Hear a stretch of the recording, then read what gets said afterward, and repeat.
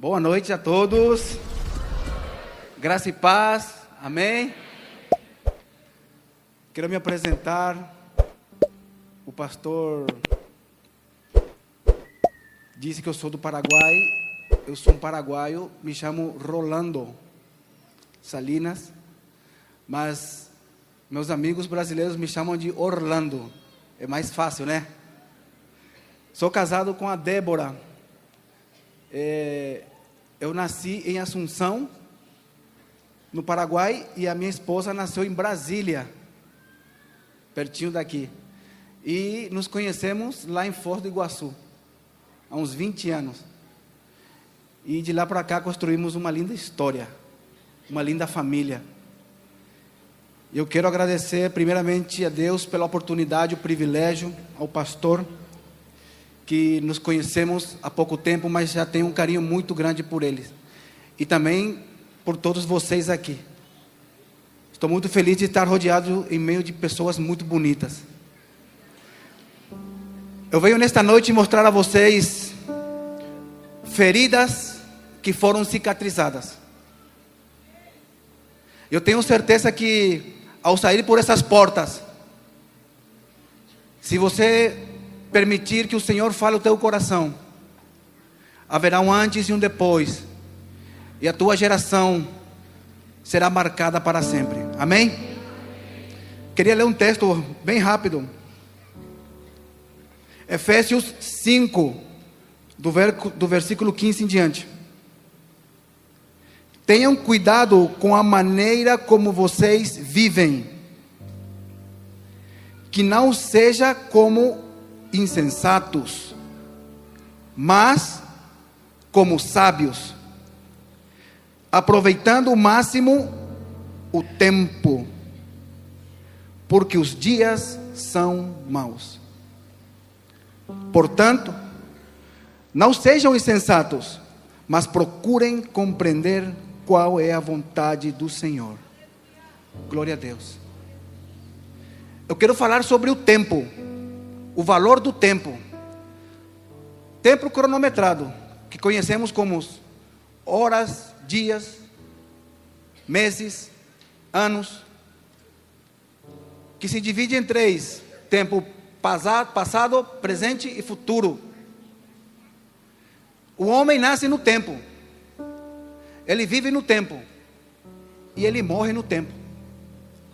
O tempo passa por mim e por você, sem que nós possamos fazer nada para segurá-lo, nada para voltar ao ontem, e nem nos projetar ao futuro. Tudo que eu e você temos é o tempo presente. Durante a nossa vida, desde o nascimento até a morte, passamos por algumas estações, algumas etapas. Entre elas temos a infância, a adolescência, a idade adulta e a terceira idade. E para cada uma dessas estações, há um tempo determinado. Existe o tempo para viver essas etapas da vida. E muitas vezes, por falta de entendimento, mal aproveitamos esse recurso tempo. E às vezes somente valoramos depois que perdemos. E muitas vezes deixamos as coisas importantes para depois. E justamente por culpa dessa palavra depois, problemas surgem. Filhos se perdem, porque os pais deixaram para depois amá-los, depois corrigi-los, depois dedicar um tempo a eles. Casamentos terminam porque o casal deixou para depois dialogar, depois ter um tempo de qualidade juntos, depois se perdoarem. Pessoas se desesperam na alça de um caixão, porque deixaram para depois abraçar, depois amar, depois perdoar. Nessa primeira parte da minha fala, eu queria falar sobre o tempo que passa, ele não volta mais. O tempo que passa, ele não volta mais. Há uns 20 anos eu conheci a Débora, e logo após a gente começou a se relacionar. Depois de um tempo passamos a morar juntos. E no ano de 2001, ela engravidou da nossa primeira filha, e que se chama Laura. Então a Laura nasceu em 2001, setembro. Muito novos,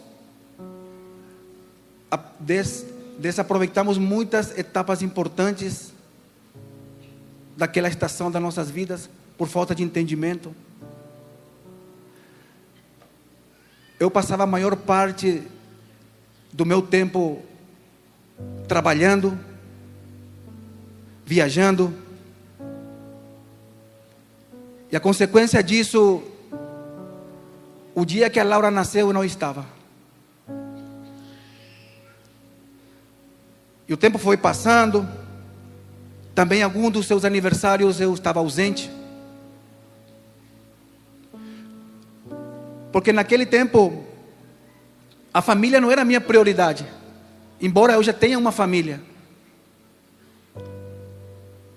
A motivação da minha vida era trabalhar e trabalhar para adquirir coisas, e deixei aquilo que verdadeiramente tem valor para depois, que é a família. E no ano de 2009 me aconteceu algo muito, muito importante. Hoje eu entendo que foi importante, mas na época não, pela dureza do meu coração. Deus enviou um profeta para falar comigo, um homem que eu nunca tinha visto na minha vida. E ele me disse: eu tenho uma palavra de Deus para você. E Deus me disse que você não vai aceitar, mas mesmo assim eu vou te falar. Esta filha é um presente de Deus para a mãe. E agora Deus vai dar um presente para você. É um filho, um homem. Mas Deus está te chamando para você mudar a tua maneira de viver. Mudar a maneira errada que você vive. Assumir a tua família. Assumir o papel de pai. E Deus está te chamando para uma nova história.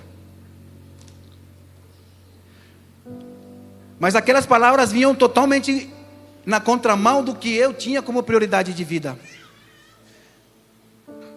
E a dureza de coração não me permitiu ouvir mais do que aquele senhor me falou, que hoje não me lembro. E me arrependo muito por não ter ouvido ele mais. Então eu não agarrei aquelas palavras como algo normal, algo corriqueiro.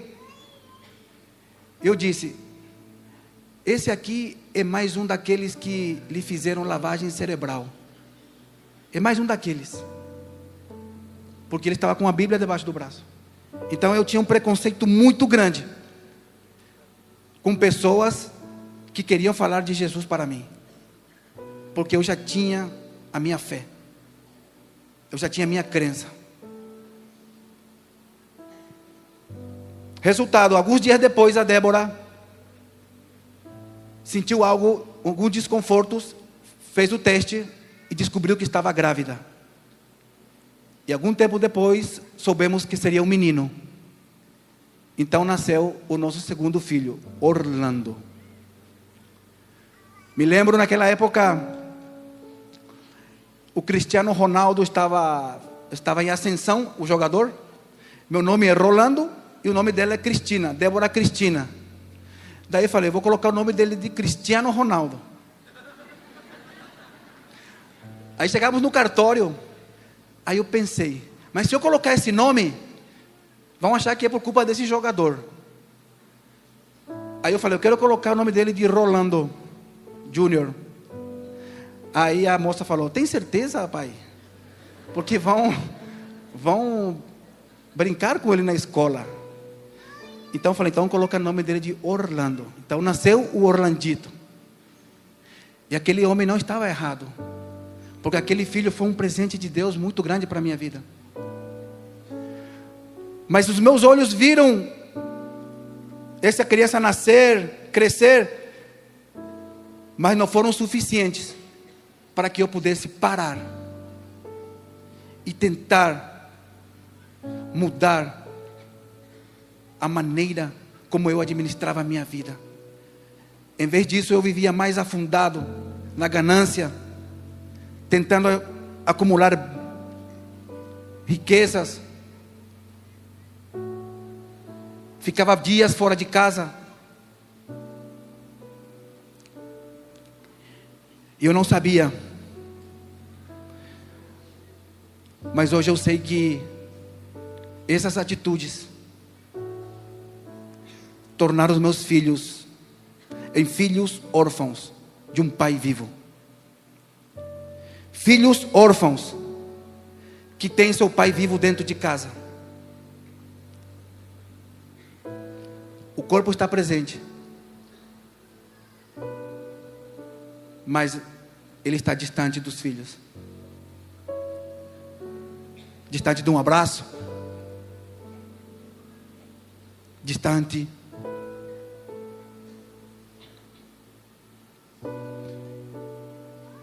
E chegamos no ano de 2012. A Laura estava com 10 anos, o Orlandito com 2, e fomos fazer um passeio para Camboriú. Ele fica lá em Santa Catarina, na praia. E lá tem uma serra, quando você vai chegando numa cidade que chama Joinville, e sofremos um acidente grave. Naquele dia meu irmão também nos acompanhava. E um caminhão perdeu os freios naquela serra,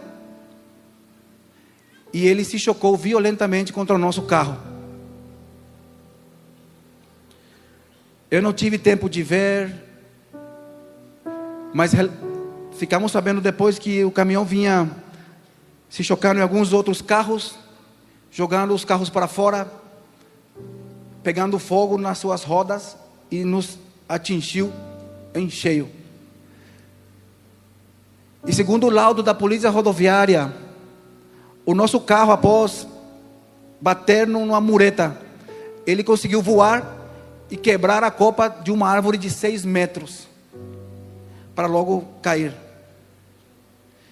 Eu me lembro que consegui soltar meu cinto, quebrei o vidro que já estava todo quebrado, e gritei pelas crianças, gritei pela Débora. E quando eu saio para fora, eu vi que a Laura estava em uma valeta. Ela foi jogada para fora do carro, e ali estava inconsciente, perdendo sangue. Então ali é a lembrança que eu tenho do acidente. Eu apaguei. Eu acordei dentro de um hospital na cidade de Joinville.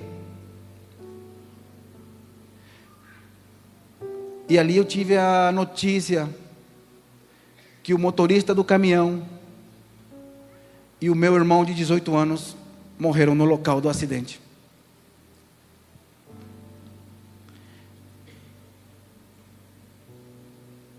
A minha consciência, ela ia e voltava devido à pancada que eu levei na cabeça. E muito abalado com essa notícia, porque meu irmão menor era como se fosse como se fosse um pai para ele. Eu sou o irmão mais velho. E nesse desespero eu falei: cadê a minha esposa? Cadê as crianças? Então trouxeram a Débora, colocaram um do lado do outro e falaram para nós: a Laura nesse momento está em um procedimento cirúrgico, e nós não temos Nós sabemos qual vai ser o resultado, porque o caso dela é grave. E vocês precisam estar fortalecidos juntos nesse momento, porque o teu bebê, o teu filhinho não resistiu e faleceu.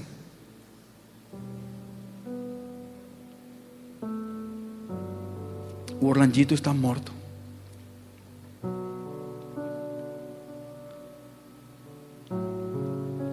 Quantos pais temos aqui?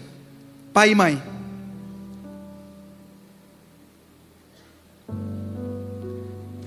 Eu, quando recebi essa notícia, voltei no tempo e lembrei que algumas horas estávamos no café da manhã, no lugar onde a gente parou para dormir,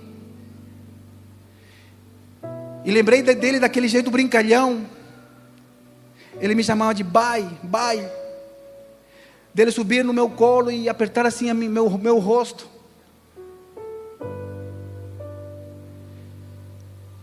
E por um momento passou na minha mente que eu não veria mais um momento como esse. Que eu chegaria na minha casa e lá ele não estaria também.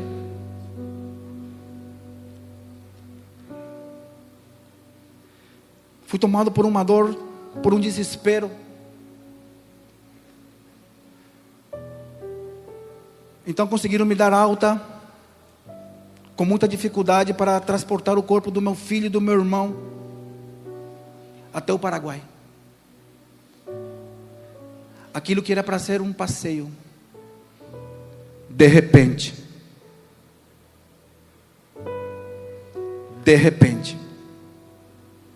se tornou em um pesadelo. O acidente foi no domingo 19 de fevereiro de 2012, domingo de carnaval. Já era na quarta-feira quando levamos eles para enterrar. E naquela mesma tarde voltamos para Joinville, pois a Laura estava na UTI. Chegamos lá quinta-feira e fomos diretamente ao prédio. Eu me lembro que quando estávamos assinando a ficha para subir lá, se aproximou uma senhora bem humilde, bem simples. Ele era um prédio, um lugar, um chão bem limpo. Por isso aquela imagem ficou gravada na minha memória. E essa senhora falou assim para minha esposa: moça, o Senhor Jesus manda te falar. Aconteça o que acontecer aqui nessa tarde, Ele estará contigo. Então nós subimos, fomos nos reunir com a equipe médica. Lá estavam psicólogos, um grupo de médicos. E eu olhei para o olho daquele doutor e eu vi que o olho dele estava vermelho. E eles tentaram nos explicar a parte técnica dos procedimentos. Eu falei: doutor, cadê a minha filha? Eu quero saber, cadê a Laura? Como está a minha filha? E ele me disse: pai, a tua filha teve morte cerebral. A Laura está morta.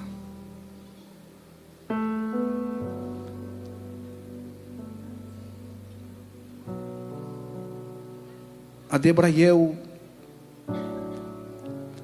caímos naquele piso, no chão, abraçados. E não havia nada nem ninguém que pudesse consolar o nosso coração. Aquele homem que até então era autossuficiente, algumas vezes prepotente, egocêntrico, autoritário, coração duro. Naquele momento eu estava recebendo um arado, uma picareta do céu, despedaçando o meu coração. Eu lembro que falei assim: doutor, vamos fazer o possível. Porque ele me disse: por mais 2 horas o coração da tua filha vai bater. E depois ele vai parar. Temos que retirar os aparelhos que estão mantendo ela viva. Já não há o que fazer. Então eu disse para ele: não, doutor, vamos fazer o possível, vamos levar lá para São Paulo. Eu tenho parentes que vão me arrumar dinheiro, vamos fazer o possível para manter a Laura viva. E ele me disse: pai, a questão não é mais econômica, já não há o que fazer. E naquele momento, o dinheiro pelo qual eu perdi noites de sono, perdi momentos importantes do crescimento dos meus filhos, perdi oportunidades valiosíssimas da vida deles. Naquele momento que eu mais precisei dele, para nada me serviu, a não ser para comprar 2 caixões para os meus filhos.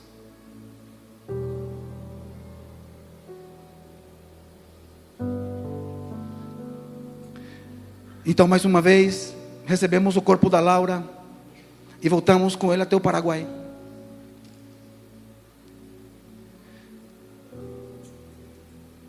E quando nós chegamos no velório,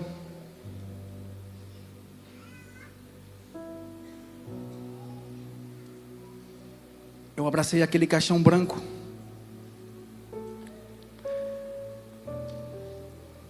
E pensar que a minha filha está lá dentro.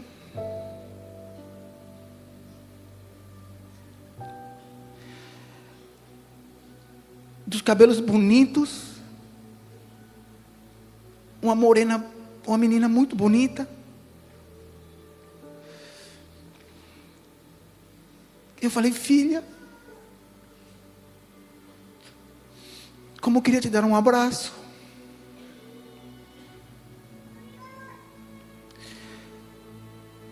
Filha, como eu queria que você soubesse que você me faz tanta falta.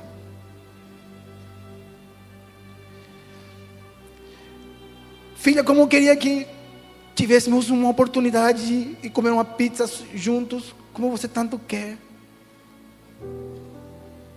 Filho, como eu queria que você saísse daí para a gente ir jogar bola juntos. Filho, eu te prometo que a partir de hoje vou me tornar o melhor pai do mundo.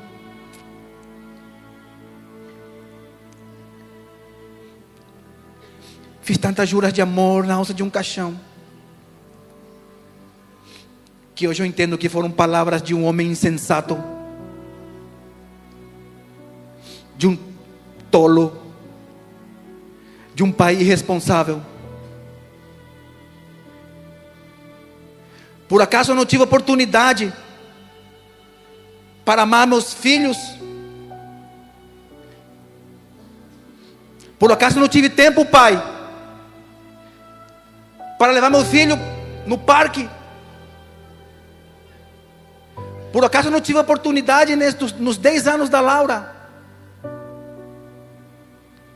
de falar para ela o quanto ela era importante para mim? Mas eu não sabia que é um tempo determinado para todas as coisas aqui na terra. E pela falta de entendimento sobre o tempo, eu tive que me lamentar na alça de um caixão, já quando meus filhos não poderiam me ouvir mais.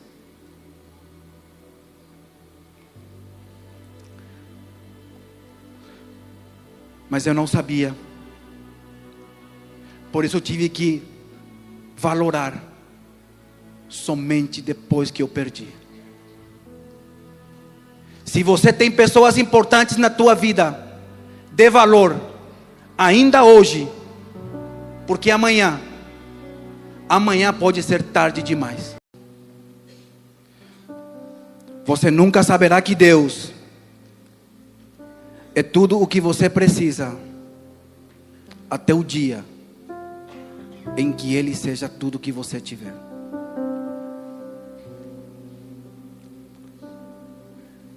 Chore, mas não pelos meus filhos, Nesta noite pense nos teus. Como está a tua vida? Como está a tua casa? O que tem sido a tua prioridade? Quem te garante que amanhã você vai ter a oportunidade de abraçar, perdoar,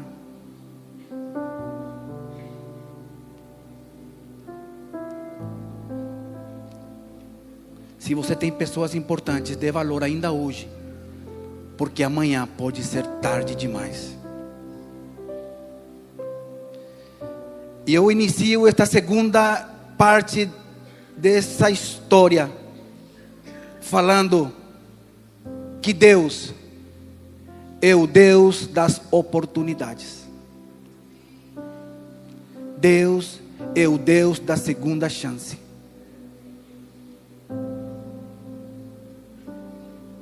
Diante de mim havia dois caminhos: a de deixar me levar pelas circunstâncias que me rodeavam e entrar em um caminho profundo, um buraco negro, que eu seria impossível sair de lá. Ou me aproximar de Deus,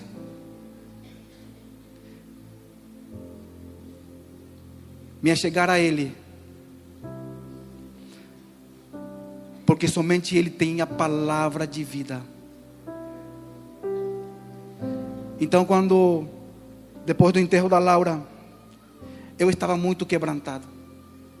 Havia um arrependimento muito grande, verdadeiro e sincero no meu coração. Foi preciso pegar na alça do caixão dos meus filhos, para que somente ali esse coração duro pudesse estar pronto, para que a semente da palavra de vida pudesse entrar e produzir frutos. E eu me lembro, em meio a uma dor profunda, eu me afastei do lugar que estávamos. Eu falei: Deus, por que dessa maneira? Que eu fiz de tão errado para merecer isso?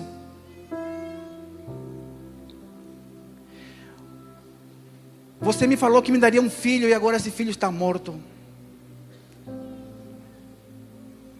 Porque até então eu conhecia Deus somente de ouvir falar dele, porque as minhas atitudes eram totalmente contrárias, eram de pessoas que nunca tiveram uma experiência com Deus. Mas naquele momento de dor eu me acheguei a Ele, e Ele viu a sinceridade no meu coração.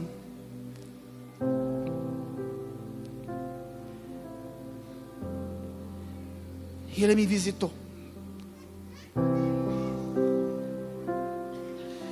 Eu pude sentir a presença dEle.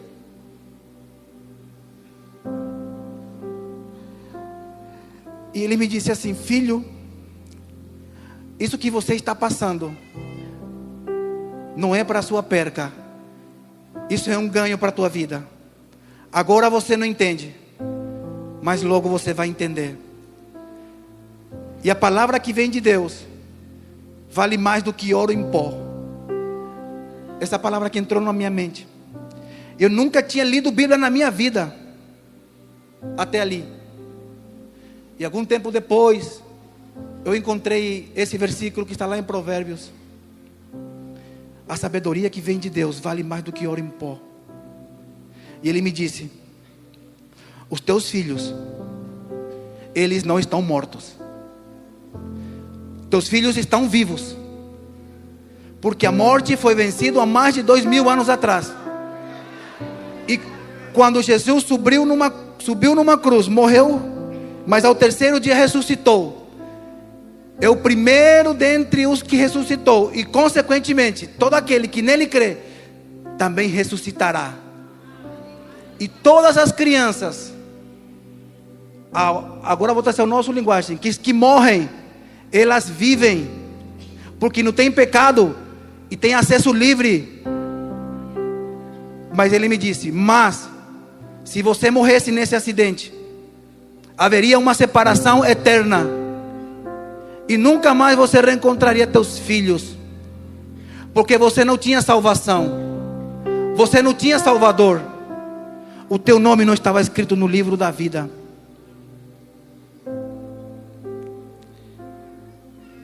Então eu entendi que eu estava diante da maior oportunidade da minha vida, a de um dia reencontrar meus filhos. Jesus era a garantia para encontrar meus filhos. Jesus era a ponte para que eu pudesse unir o meu passado com o meu futuro, onde meus filhos já estão. Então já não tive mais dúvida. Em 2009, quando tive essa oportunidade, meu coração estava muito duro. Eu falei: vou deixar isso para depois. Mas ali, com o coração quebrantado, depois de pegar na alça do caixão dos filhos, eu tive uma segunda chance. E eu agarrei com todas as minhas forças.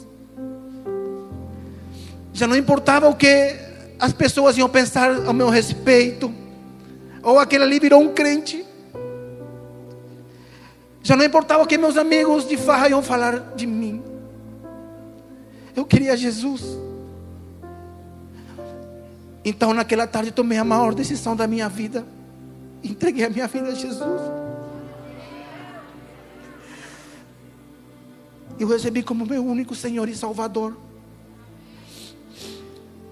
Eu e Ele ali, mais ninguém. Ele mesmo me visitou naquela tarde. Eu falei: eu quero isso, porque Ele trouxe uma paz tão grande no meu coração. Eu me agarrei nessa certeza que a morte já foi vencida, e consequentemente todo aquele que crê em Jesus também ressuscitará.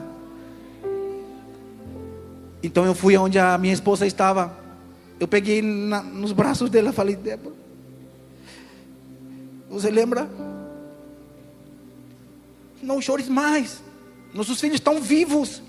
Nós estamos mortos. Estávamos, mas agora temos a oportunidade de ser vivos para sempre.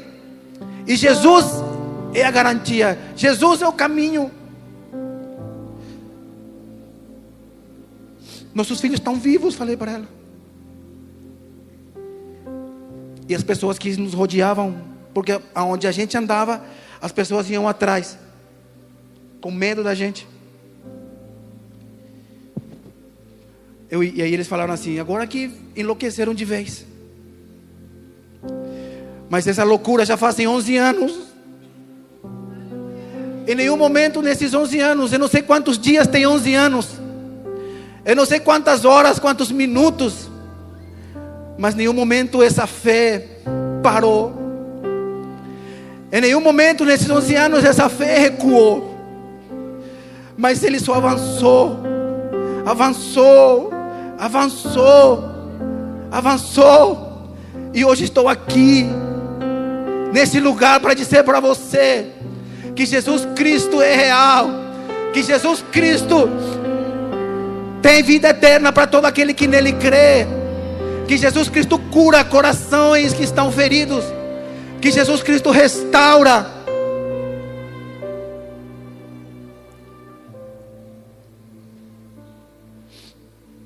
E Ele tem feito coisas sobrenaturais na minha vida. Mas eu abri uma chave. E a chave para quem está enlutado, e para quem tem a oportunidade de ouvir que Jesus é a garantia para a morte, é você aceitar. Eu aceitei, em meio à minha dor, em meio ao meu direito de pai, de ainda chorar pelos meus filhos, os primeiros dias em diante eu decidi aceitar a minha condição, a minha situação, e crer incondicionalmente que em Jesus Cristo o fim das coisas já estão garantidos, porque lá na frente é vida eterna. Mas a parte triste da história é esta: quando ele me falou que Orlandito seria um presente, lembram, em 2009? Ele foi um presente para mim. Quando ele nasceu, Deus me mostrou a sua graça, o seu favor sobre a minha vida. Mas a dureza do meu coração não permitiu que eu enxergasse. Então ele me fez entender que quando ele recolheu eles, o Orlandito foi o que completou o círculo. Porque se fosse somente a Laura, talvez eu ficaria somente com remorsos, e não seria suficiente para que eu pudesse chegar a um ponto de me arrepender verdadeiramente, para que eu pudesse tomar uma conversão de vida. Então quando o Orlandito veio, quebrantou meu coração. Quando o Senhor recolheu eles, eu caí. E esse foi o preço para que eu pudesse me achegar à graça. E quando eu entendi isso, eu agradeci ao Senhor. Pode parecer fora de contexto o que eu vou te dizer, mas é a verdade. Eu agradeço ao Senhor pelo acidente, porque através do acidente eu pude me achegar a Ele. E quando eu me acheguei a Ele, eu entendi que o meu problema, a minha perca, não era absolutamente nada diante da sua grandeza. Porque eu entendi que os filhos não eram meus, eram herança do Senhor, e que estava somente por um tempo sobre o meu comando, para que eu pudesse dar destino, para que eu pudesse ensiná-los o caminho que eles devem andar. Mas o caminho que eu andava eram caminhos de morte. Então o Senhor interveio a tempo e levou eles ainda inocentes. Porque se eles ficassem ainda nas minhas mãos,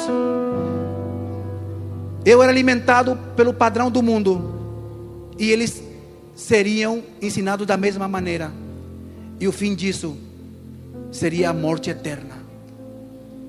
Então o Senhor interveio a tempo, recolheu meus filhos ainda inocentes e me converteu, me transformou, para que um dia nós pudéssemos nos encontrar para sempre. E Ele me fez entender que se eu entendesse, quando eu tive a oportunidade de andar nos caminhos do Senhor, e esta é a única parte triste dessa história, o acidente não iria acontecer. Se eu tivesse entendido em 2009, o acidente não iria acontecer. O acidente foi necessário porque era a única maneira, era o preço para que eu pudesse entregar o meu coração. Então o Senhor, com poucos dias, me curou. 30, 40 dias, estava totalmente realizado em relação aos meus filhos, porque eu tive a certeza de onde eles estavam. E eu entendi que havia ainda um tempo aqui para a minha vida. E eu fui sendo transformado de glória em glória, de dia após dia. Os meus passos foram mudados, os meus olhos foram transformados, a minha mente foi transformada, a minha vida foi mudada.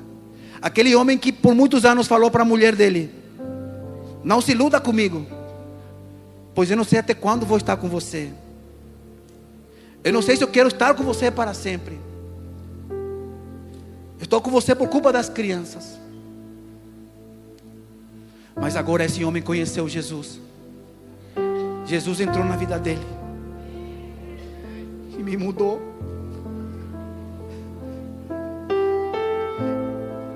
Então entramos em um processo de perdão profundo. E nos casamos em outubro de 2012. Aquilo que era improvável aconteceu. Jesus mudou a nossa história, renovou o amor que eu tinha por ela e dela por mim, e nos transformou verdadeiramente em uma família, em um casal, entendendo que eu e ela somos somente uma só carne. E todos os dias que eu tenho oportunidade, eu tento honrar essa mulher, que eu quero agora chamar ela, para que vocês conheçam, a Débora, a minha amiga e minha esposa, companheira de muitas lutas e guerras.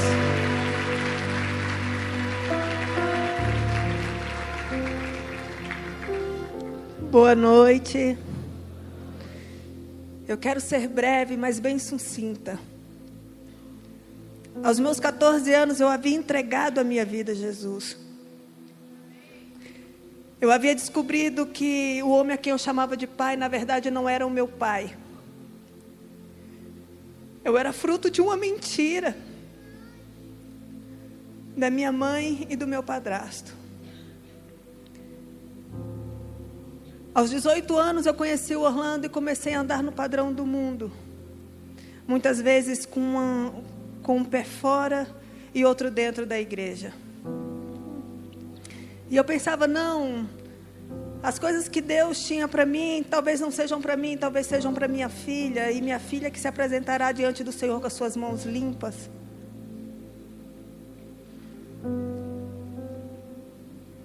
Mas dentro daquela UTI, depois de receber a notícia da morte cerebral dela, eu pedi para vê-la pela última vez. Pergunte a um órfão o que é um abraço de um pai.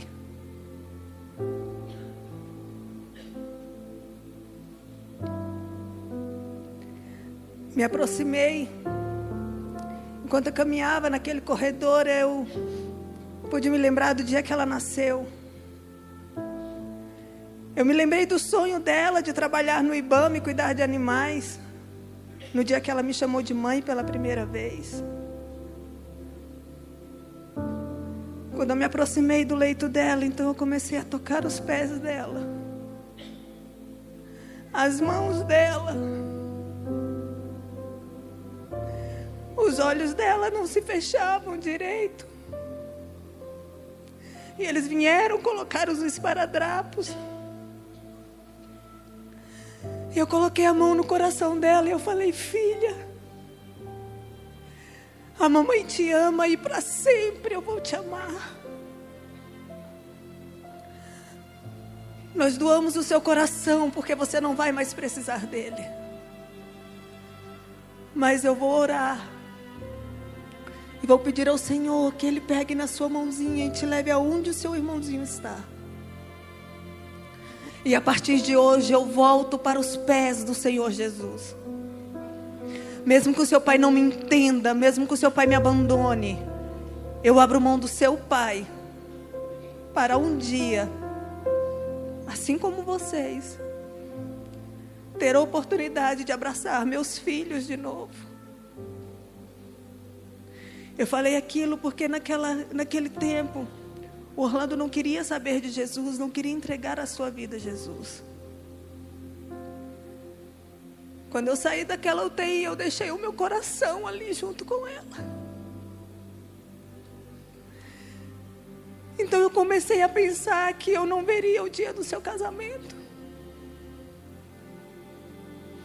Eu não seguraria os seus filhos nos meus braços. Eu não veria os meus netos. Eu não tinha mais por quem viver. Eu não tinha por quem levantar todas as manhãs. E a única coisa que eu falava era: Deus, Senhor, me perdoa. Me perdoa porque eu não fui a mãe que o Senhor queria que eu fosse. Me perdoa por não ter, Senhor, ouvido a Tua voz e seguido os Teus caminhos, Senhor. O que vai ser de mim? Um casamento totalmente destruído sem a presença de Deus. A única coisa que eu tinha de boa na minha vida eram os meus filhos.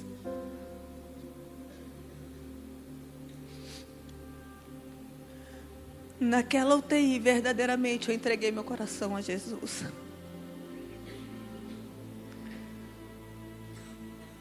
Cada vez que eu dobrava os meus joelhos para orar, saíam gemidos inexprimíveis.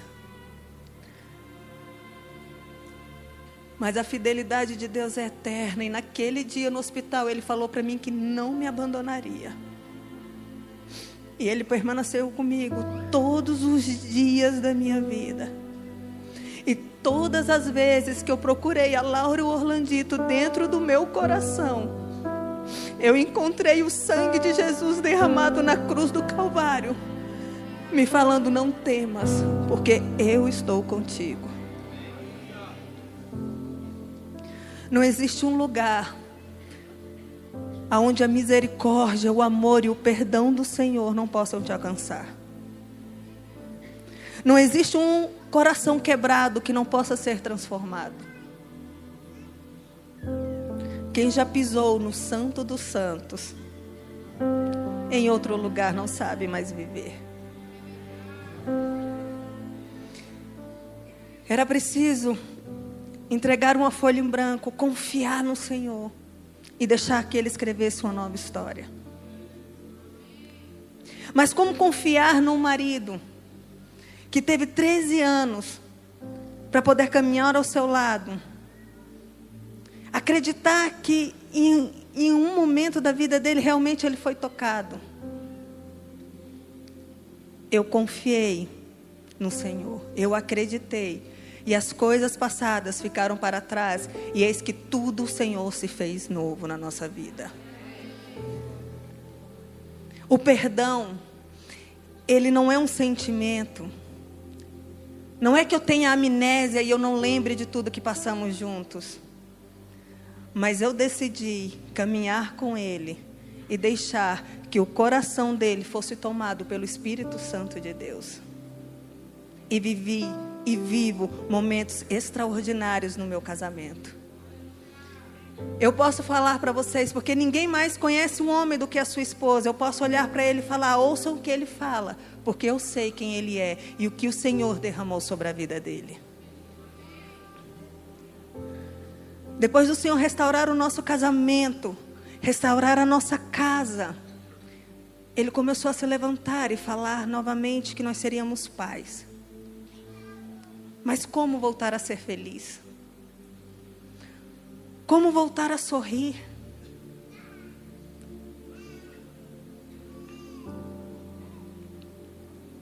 Quando Deus, Ele promete algo, Ele é instantâneo, mas não imediato, por causa da dureza do nosso coração. Muitas pessoas próximas de mim falavam: não, Débora, esquece esse negócio de ser mãe, aproveita e vai fazer uma faculdade. Ah, não, filho dá muito problema. Filho, essa geração está perdida. E eu falava: não, eu sei o que é ter um jardim com flores. Não, você agora pode ser influenciadora, você pode ser isso, você pode ser aquilo. Os meus filhos nunca foram um peso para mim. A Laura e o Orlandito nunca foram contas para pagar. Eles foram a graça derramada na minha vida, para que eu descobrisse o que era o amor verdadeiro, o que era amar e ser amada, o que era ter uma família, porque eu não tive quando criança. O grande mal desse século não é o espírito de Jezabel que reina. O que reina nesse século, na nossa geração, é o espírito do eu.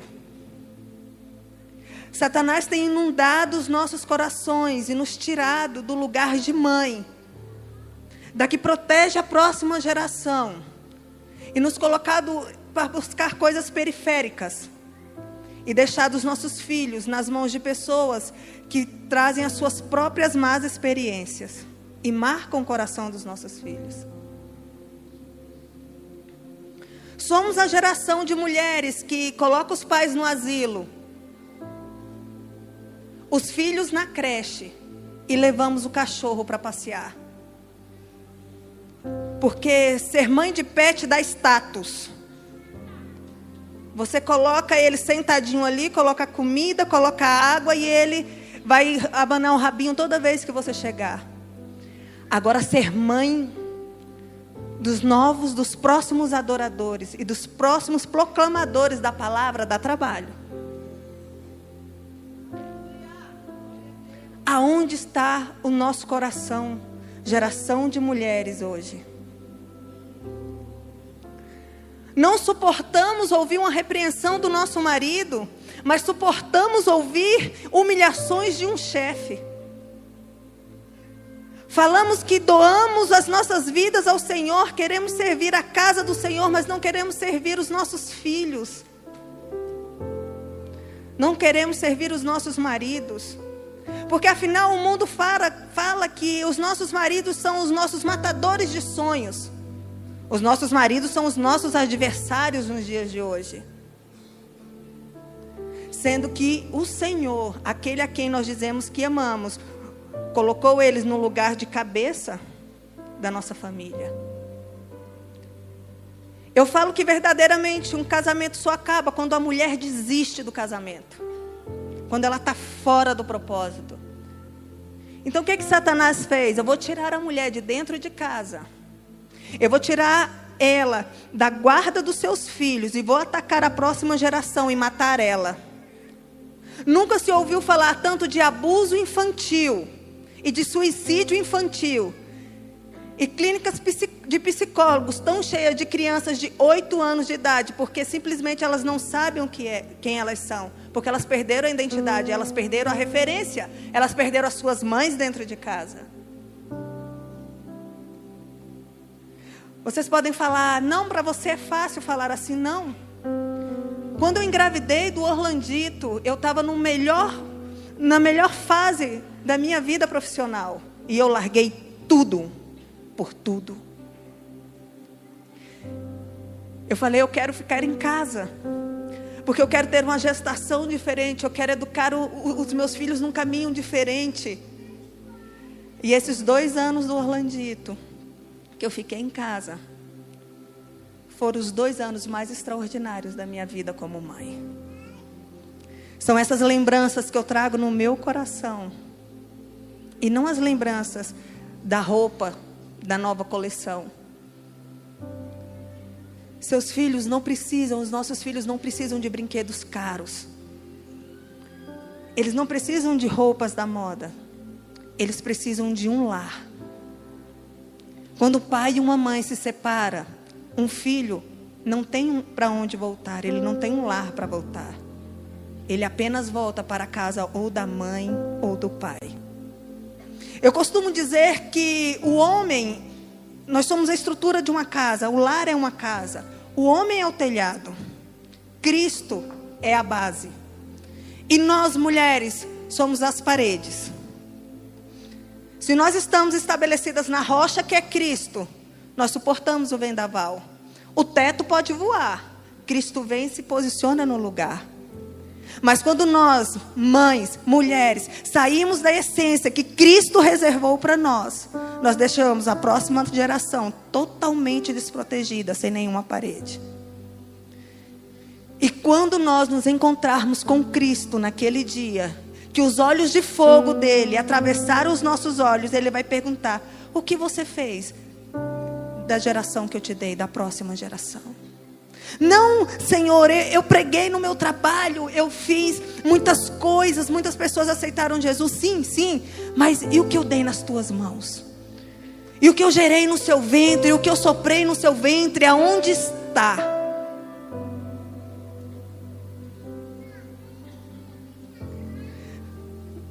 Perder a Laura me doeu muito, mas não prepará-la para o Senhor Jesus me atormentou durante muito tempo. Não tenham medo de fracassar naquilo que não é importante para Deus. A sua família é importante para Deus. O seu marido é importante para Deus. Os seus filhos são herança do Senhor. E cada um de nós prestaremos conta para Ele.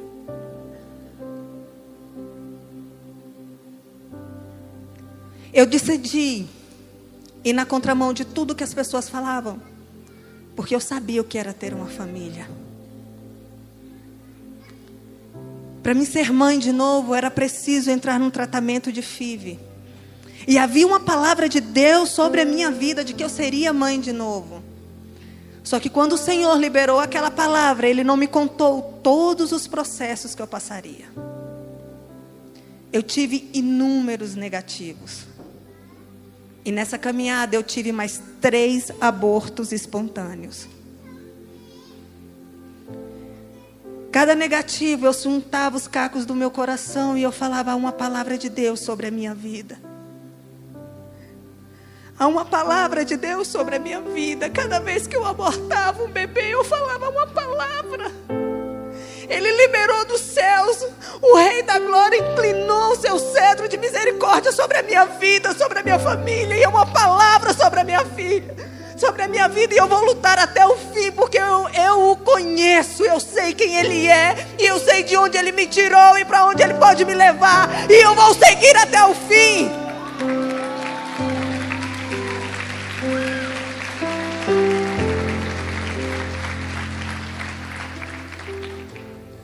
Eis que o Rei da Glória, Ele pode pegar o luto e transformar em alegria. Ele pode pegar as muralhas da sua cidade que estão destruídas e reconstruí-las. Basta você crer. Existe um lugar no coração de Deus onde todas as coisas se fazem novas. Eu quero deixar apenas uma palavra para vocês. Lutem pelos seus filhos.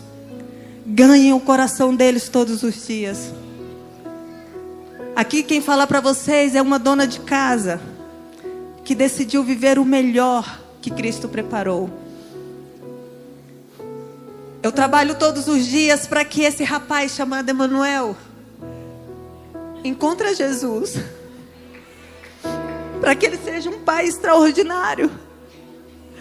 Para que um dia, se a sua filha for a minha nora, ela possa olhar nos meus olhos e falar: obrigado, sogra, valeu.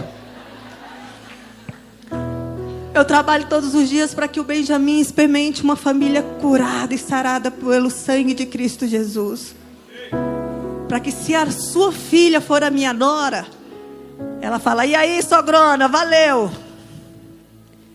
Eu trabalho todos os dias na minha casa, eu me derramo para que a Manuela olhe para mim e veja o quanto é bom cuidar dos filhos e da família. Para que ela olhe para mim e fale: mamãe, eu quero ser como você. Para que o meu genro possa chegar e protegê-la e ela entender que ele é o cabeça e ela é a ajudadora da casa. Resgatem o coração do filho de vocês. E eu tenho certeza que o Senhor derramará graça e poder na vida de vocês. Muito obrigada.